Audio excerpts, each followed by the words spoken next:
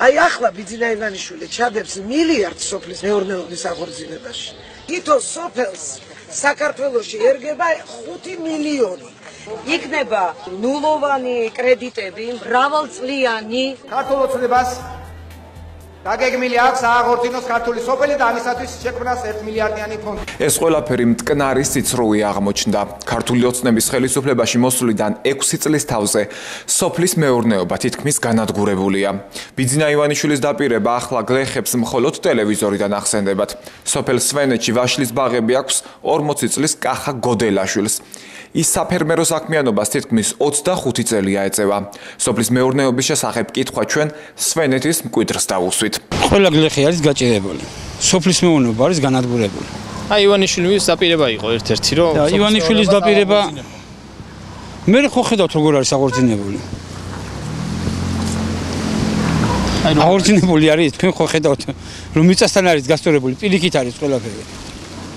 გოდელაშვილის წელს მოსავლის დიდი რაოდენობა მოუვიდა, თუმცა რეალიზებას ვერ ახდენს, ექსპორტზე ვერ გაქვს, შიდა ბაზარი კი იმდენად პატარაა, რომ ვერ აბარებს. სახელმწიფო დახმარებას არ უწევს. წელს სოფლის მეურნეობის სამინისტრომ არც სუბსიდია გამოყო, არც სხვა რაიმე სახის დახმარება აღმოუჩინა გლეხებს. შარშან ყინვა იყო გაფუჭდა საერთოდ არ იყო.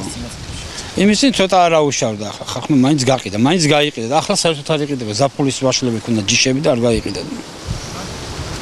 არ იყიდება. შემოსული პროდუქტი უფრო იყიდება სუპერმარკეტებში, მარკეტებში არის. რაც ძვირი ღირს, მაგრამ ხარისხიანი არის. ჩვენთან არის პირიქით. უხარისხო მოდის, იმიტომ რომ შხამქიმიკატები ძვირია და უხარისხო. ყველგან ერთი და იგივე არის საქართველოს, ეს და იგივე მდგომარეობაა.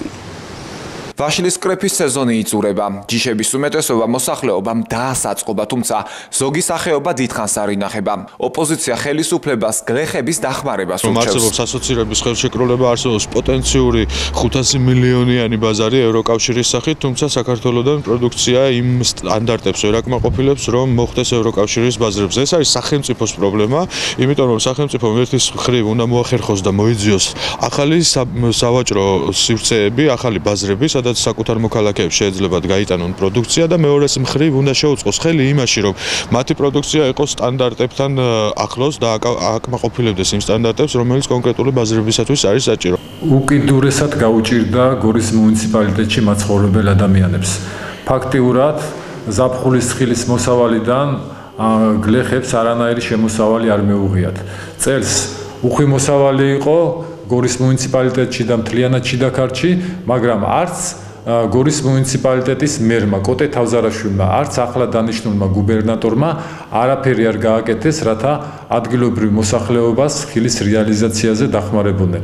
აქედან გამომდინარე, კიდევ უფრო გაღარიბებულია დღესდღეობით ჩვენი ქართლის მოსახლეობა. ან კომპლექსური თემა ერთის რომ სახელმწიფო არანაირ სუბსიდირებას არ ეწევა და არც გასწევს, რადგან სახელმწიფოს მონოპოლიები აქვს იმპორტზე სხვადასხვა სფეროში, ისევე როგორც ომეგასთან დაკავშირებით, ისევე როგორც ხორცს პროდუქტებთან დაკავშირებით, სახელმწიფოს მაღალი თანამდებობის პირებს, რა თქმა უნდა, ჩვენს დეპუტატებს, ministrებს, ministrების მოადგილეებს, მთავრობის წევრებს და მათთან დაახლოებულ საძმოს ანათესაოს და საახლობლოს.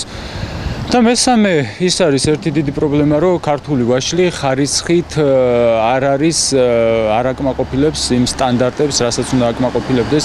სოფლის მეურნეობის სამინისტროს წარმომადგენელმა გვითხრა, რომ სახელმწიფო გლეხს კარგი და ბევრი მოსავლის მოყვანა შეეხმარება და რეალიზებაში არა. გლეხებისთვის კი მნიშვნელობა არ აქვს, როგორი მოსავალი გაუფუჭდება. მოსახლეობა ხელისუფლებას ვაშლის რეალიზებაში დახმარებას თხოვს, ხელისუფლება კი ხელს კერძო ბიზნესისკენ და აგრარული ბაზრისკენ იშვერს.